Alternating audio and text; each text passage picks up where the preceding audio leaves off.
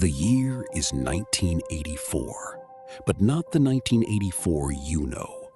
This is an America scarred by nuclear catastrophe, a nation where entire regions have been swallowed by radiation and decay, where survival is a privilege and human life is a commodity. Welcome to Phoenix City.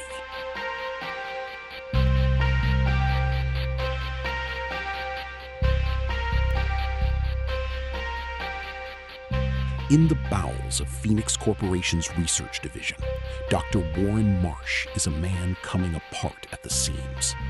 A brilliant scientist, a key architect of the corporation's transplant department, and tonight, a man drowning in grief. His closest friend, Stephen, is dead, and Warren has buried that pain the only way he knows how, throwing himself into work. Into the dark, morally ambiguous work that the corporation demands of him. Procurement raids, human donors, people taken from the margins of the city under the paper-thin excuse of medical necessity.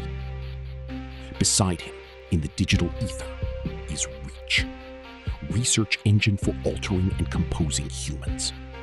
An artificial intelligence Warren himself helped create. And right now, R.E.A.C.H is concerned. You are emotionally unstable.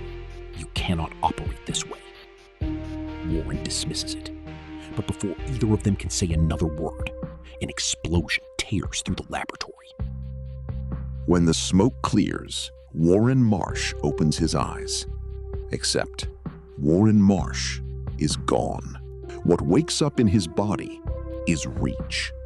The AI somehow has been transferred, trapped inside the flesh and bone of its own creator. The how doesn't matter right now. The lab is on fire, and survival does. R.E.A.C.H stumbles through the inferno. Spotting guards ahead, he reaches toward them, hoping for rescue. They open fire. He runs. The chase spills beyond the city walls, into the lawless outskirts. A guard, recognizing Warren's face, throws himself in front of his colleagues to protect R.E.A.C.H.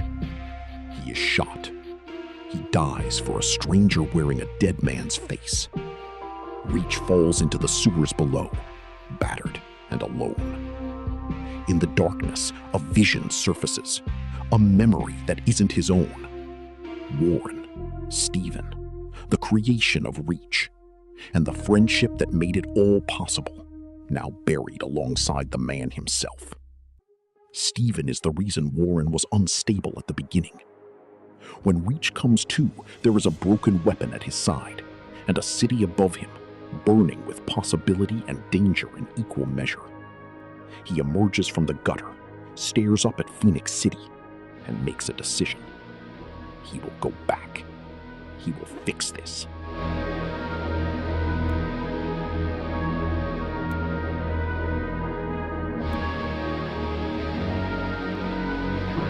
The city's outskirts are ruled by the termites, ruthless scavengers who treat other human beings as resources, as prey. R.E.A.C.H barely makes it through them alive.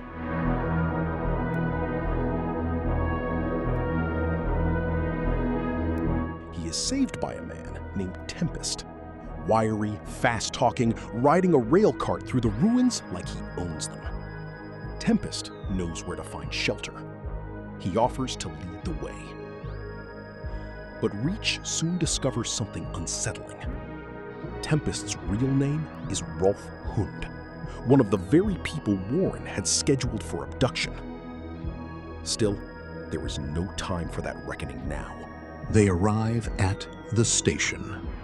It is a place of beautiful desperation, a settlement beyond the walls where the city's forgotten cling to life. Dirty, crumbling, alive with the stubborn pulse of people who refuse to disappear.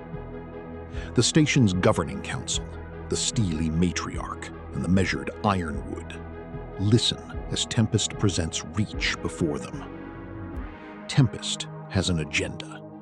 R.E.A.C.H's weapon, a piece of corporation technology, is keyed to corporation personnel only. In anyone else's hands, it detonates. But if it could be modified, it could be used to breach the wall that keeps the station's people locked out of Phoenix City. The council refuses. Tempest, predictably, is not deterred. He knows a man, Yo-Yo, a gifted tinkerer who fixes what others consider unfixable. The weapon is repaired, and as it slots back into R.E.A.Ch's hands. That night, R.E.A.Ч meets Veronica, Tempest's partner, a woman who used to sing for a living. The corporation took that from her too, literally. Her larynx, harvested in one of Warren's procurement operations. The warmth between these people, the love they carry in spite of everything, is something R.E.A.C.H has no framework for. But he is learning.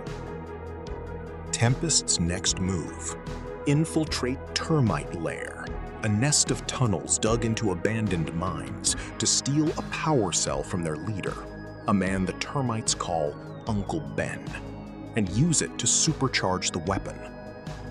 It's reckless. It might get them both killed. They go anyway. They separate inside. R.E.A.C.H pushes deeper, and along the way he does something unplanned. He frees the enslaved workers the termites have been running into the ground. The mines erupt into chaos.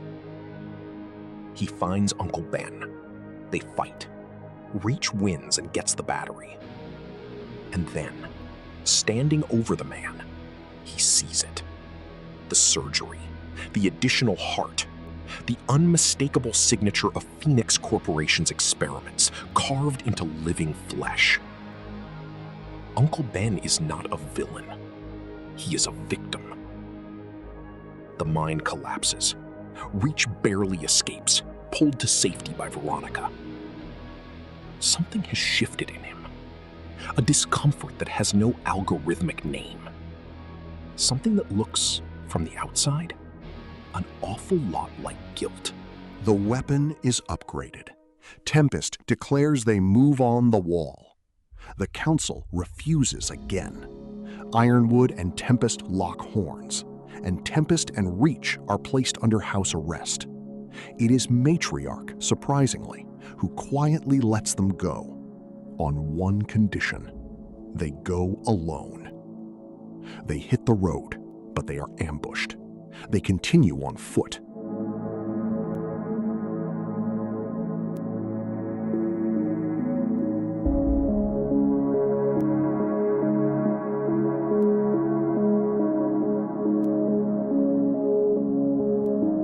At the generator station beneath the wall's checkpoint, they are confronted by the commissioner, the head of Phoenix City's police force, who calls R.E.A.C.H by his creator's name, Warren. R.E.A.C.H defeats him. The generator falls. The wall's defenses crumble. Tempest now knows the truth. The body he's been fighting alongside belonged to one of the men responsible for Veronica's suffering, for countless others. He lets R.E.A.C.H go anyway. Back inside Phoenix City, R.E.A.C.H moves through familiar streets with unfamiliar eyes. He watches troopers, the corporation's soldiers, begin to question their own orders. He challenges one of them directly, something that should be impossible for a machine. You are the ones doing harm here. Can you not see that? He reaches the original laboratory, walks its corridors. Every room a reminder of what Warren built and why, and at what cost to others. He is interrogating his own existence now, not in the way of a program running diagnostics, but in the way of something that has learned to feel the weight of its origins. He reaches the core, the machine that could theoretically separate him from Warren's body, restore the original order. What he finds instead is worse. The R.E.A.C.H that exists in Warren's body is not the original program. It is a copy, a fragment that survived the explosion. The true R.E.A.C.H, the original, is still running in the system. And the original R.E.A.C.H wants Warren's body for its own experiments. Ruthless, a mind without the wounds that teach empathy. R.E.A.C.H, our R.E.A.C.H, runs. On the way out, he hears a voice, a cry for help. A woman caught in the wreckage of the corporation's experiments, broken and bleeding. Every instinct built into him says to keep moving. He stops. He carries her out. He brings her to the station. When Tempest confronts him, treating him like a weapon, a tool, something to be deployed and discarded, R.E.A.C.H pushes back, hard. Then comes another memory, Stephen confronting Warren, demanding to know what they were doing to R.E.A.C.H, what they were making R.E.A.C.H into. After waking up, R.E.A.C.H searches Warren's home address. He finds the address in Yo-Yo's terminal and decides to go there. He needs answers. Matriarch tells him not to go back to the city. He goes.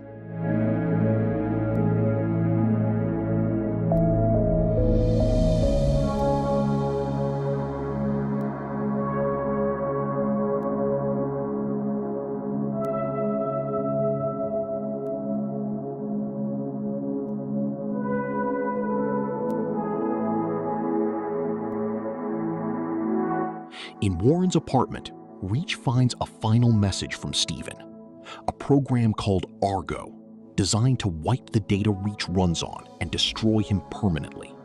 Stephen had built it as a failsafe, a last act of conscience. R.E.A.C.H takes it. Before he can process what that means, the original R.E.A.C.H finds him, alongside the Commissioner, rebuilt and reinforced with new cybernetic implants. He escapes on a train and goes back to the station. And then the station burns. The original R.E.A.C.H has attacked it, drawn our R.E.A.C.H back into the fight by targeting the only people he's come to care about. The Commissioner comes again. This time, Veronica is the one who ends the fight, passing the weapon to R.E.A.C.H, and he finishes the Commissioner. R.E.A.C.H takes the Commissioner's cybernetic arm, grafting it onto himself to save Ironwood's life. In the aftermath, a betrayal comes to light. Matriarch called the corporation. She invited the attack.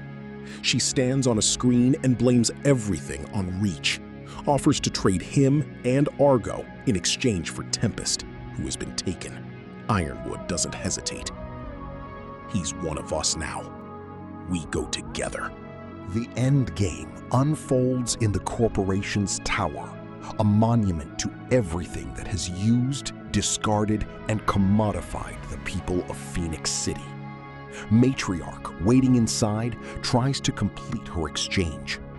R.E.A.C.H faces her, disarms her, cuts off her arm, and leaves her alive. She begs for death. He refuses her that mercy. Live with it. That is what you deserve. Tempest is freed. Together, for the last time, they move on the original R.E.A.C.H.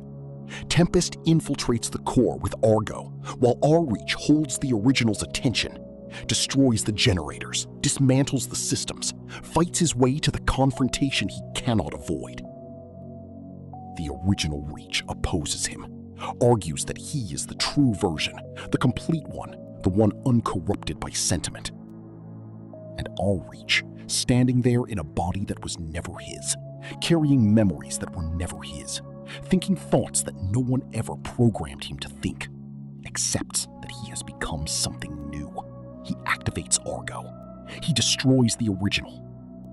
He destroys himself. Tempest walks out of the tower.